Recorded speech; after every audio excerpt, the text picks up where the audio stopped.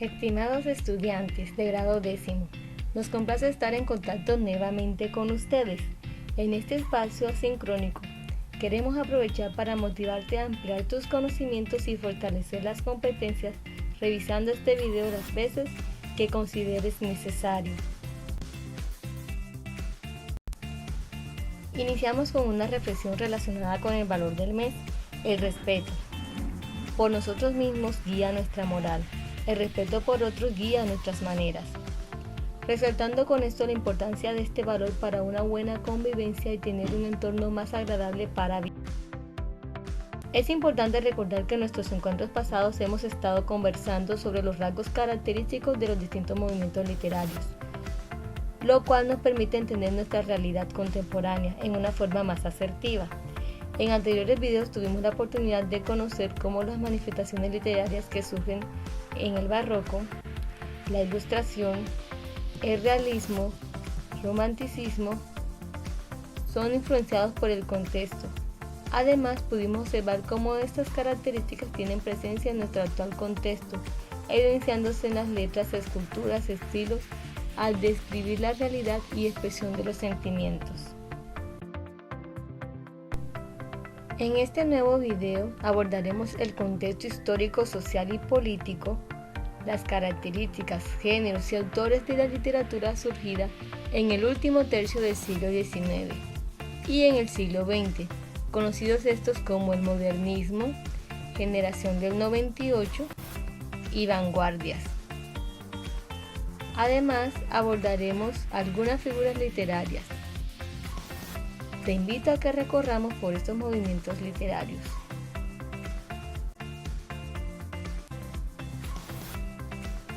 Primeramente, empecemos por comprender el contexto en que surgió esta literatura del siglo XX.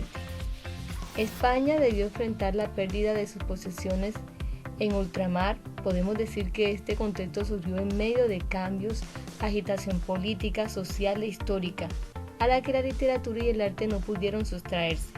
Por supuesto, se resalta de este contexto que fue un tiempo de mejora cultural en el sentido en que se dio mayor importancia administrativa a la política educativa con la creación del Ministerio de Instrucción Pública. Incluso se dio la profesionalización del escritor. En medio de ese contexto, a finales del siglo XIX surgió entre los jóvenes literarios una actitud de insatisfacción frente a la situación en la que se encontraban las letras españolas, manifestado ese deseo en una ruptura con la poesía anterior y en una voluntad de cambio.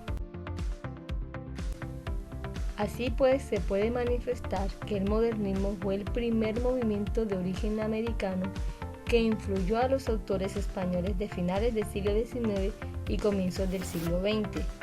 Un máximo representante de este movimiento es el nicaragüense Rubén Darío, quien influyó en esa renovación para las letras. Cabe resaltar que los modernistas componían una cultura volcada hacia lo exterior.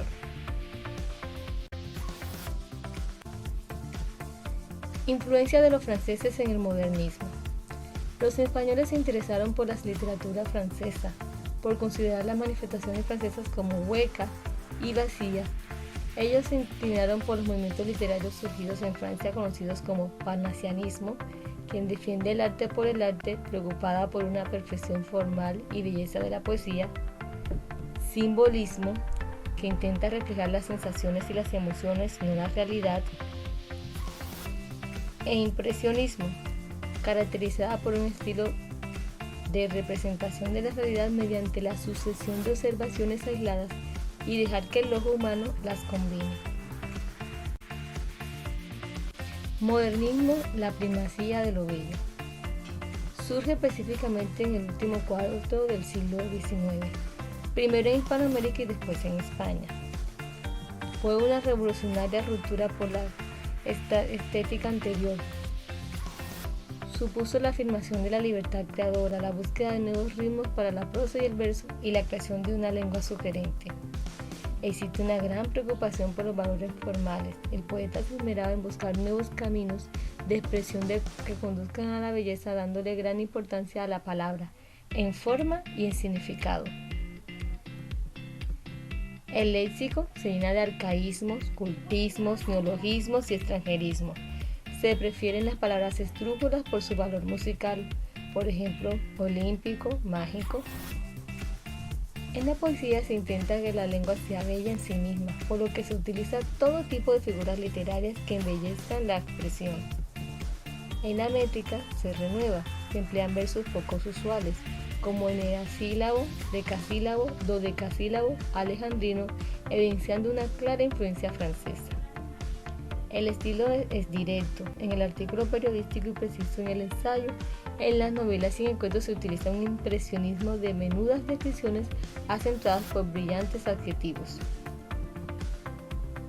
Los escenarios son lugares exóticos o irreales, como palacios de mármol, frondosos jardines, poblados de cisnes, pavos reales y centauros. Son una forma de huir de la realidad. Ahora pasamos a la generación del 98. Con este nombre se conoce un grupo amplio de intelectuales que toma conciencia de la decadencia española e intenta analizar sus causas a la vez plantear soluciones. Todo ello en un contexto en el que el país ibérico perdió sus últimas posesiones coloniales y disminuyó su carácter imperial. Todo esto como consecuencia de la situación histórica, problemas económicos, sociales, estatal, cultural y científico. Las ideas de transformación de la vida de España se arraigan en el grupo de escritores que hoy se conocen como Generación del 98.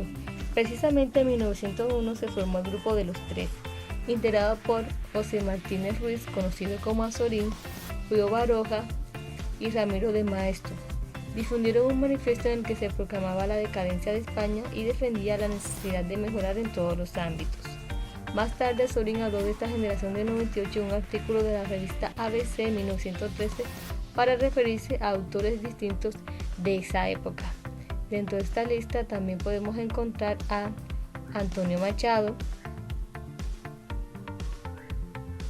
Ramón del Valle Inclán y Ricardo Baroja.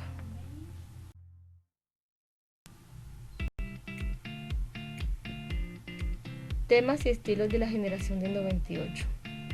Los autores del 98 comparten las siguientes características. España como tema recurrente entre estos autores, específicamente por la preocupación ante sus atrasos, pero con un claro interés por el paisaje, la vida de la gente, la historia y la cultura española. La historia también fue un tema muy tratado. Con esta se quiso descubrir los grandes valores españoles y las raíces de los males presentes. Lo denominado intrahistoria, la vida de la gente, de todos los que cada día con su trabajo hacen la historia de España. La literatura medieval los influyó, tales como el poema de Neusiedl, Berceo, Arcipreste de Hita, Manrique, Cervantes, Fray Luis de León, Quevedo. Hay una amplia utilización de un lenguaje natural y sencillo, pues la expresión es elegante, aunque no en todos los casos. Y hay una participación en la renovación literaria de principios de siglo junto al modernista, como la sobriedad en sus escritos o el cuidado de la forma. Géneros en la generación del 98. Los autores 98istas cultivaron el ensayo, vehículo de expresión de las doctrinas que surgen en la vida española, y la novela, que se hizo más subjetiva e impresionista. También se exploraron en menor medida la lírica y el teatro. Dentro de la épica encontramos autores muy representativos como José Martínez Ruiz, Pío Baroja, Miguel de Unamuno y Ramón María del Valle Inclán. En la lírica el autor más importante es Antonio Machado con Campos de Castilla, Miguel de Unamuno con una poesía difícil de encasillar con algún rótulo habitual. El teatro, los autores representativos sufrieron rechazo del público y de la industria cultural. Vieron relegada su obra a las páginas del libro. Autores como Miguel de Unamuno, Azorín y Valle del Inclán.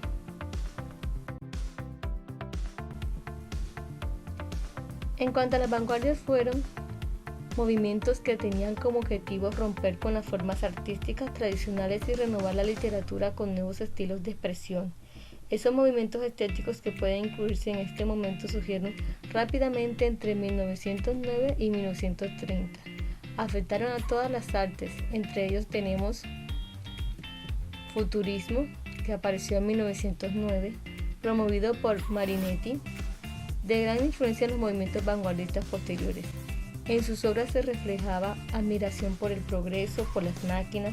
La técnica literaria de estos consistía en prescindir de la sintaxis, del adjetivo y del adverbio, utilizando verbos solo en infinitivo, y la puntuación se sustituye por los signos matemáticos.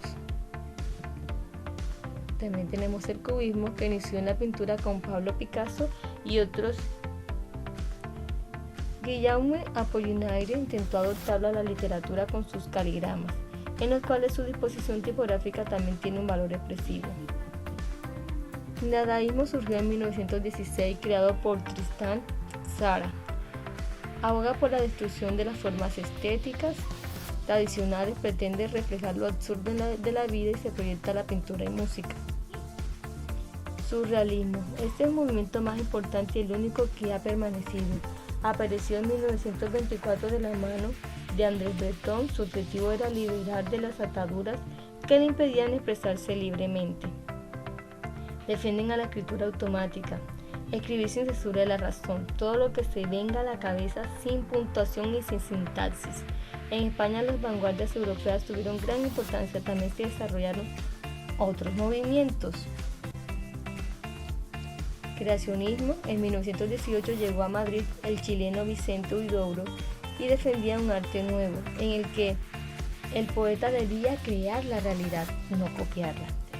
El poeta aspira a crear un poema tomando de la vida sus motivos y transformándolos para darles una vida nueva e independiente.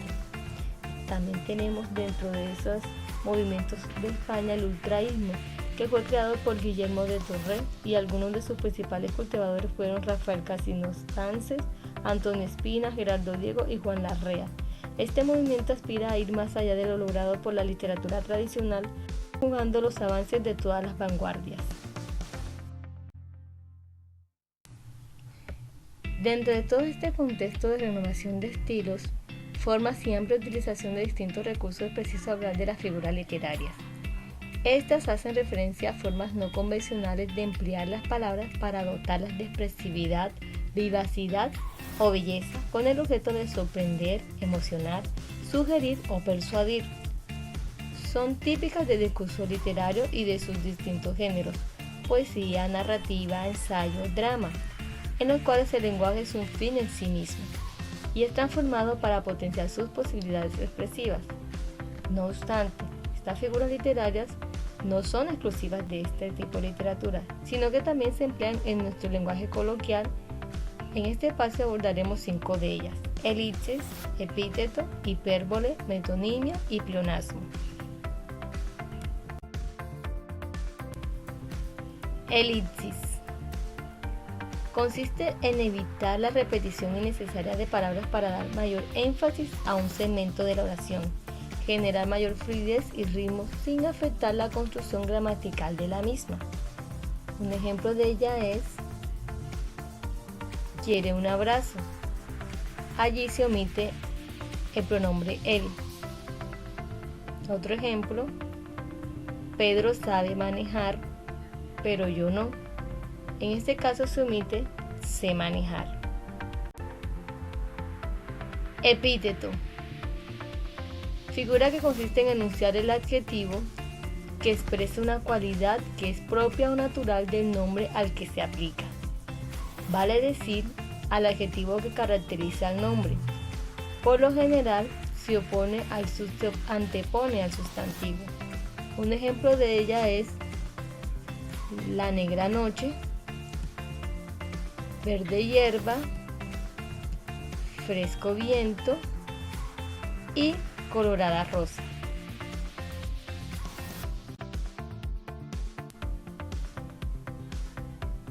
Hipérbole.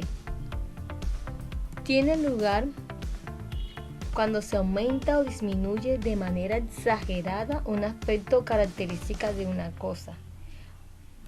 Un ejemplo de este es: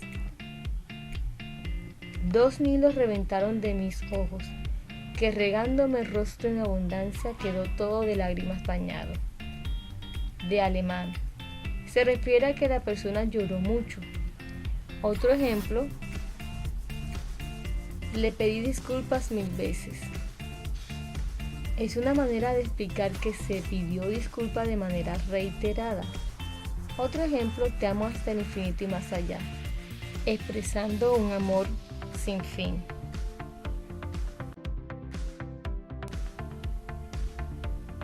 Metonimia.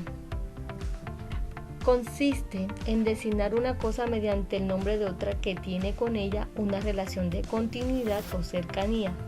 La relación es de causalidad o dependencia.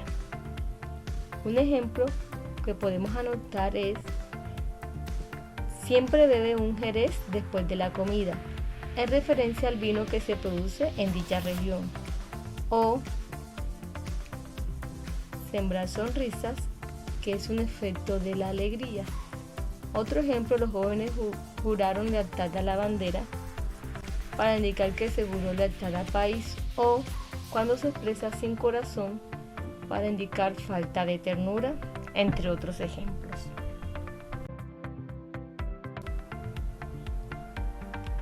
Pleonasmo. El pleonasmo es una figura de lenguaje que consiste en usar palabras o expresiones que repiten una idea para reforzarla. Un ejemplo de ello lo tenemos con: cuento con todos y cada uno de los presentes, donde se refuerza la idea de que todos participen en algo. O lo vi por mis propios ojos y lo toqué con mis propias manos, de Cervantes.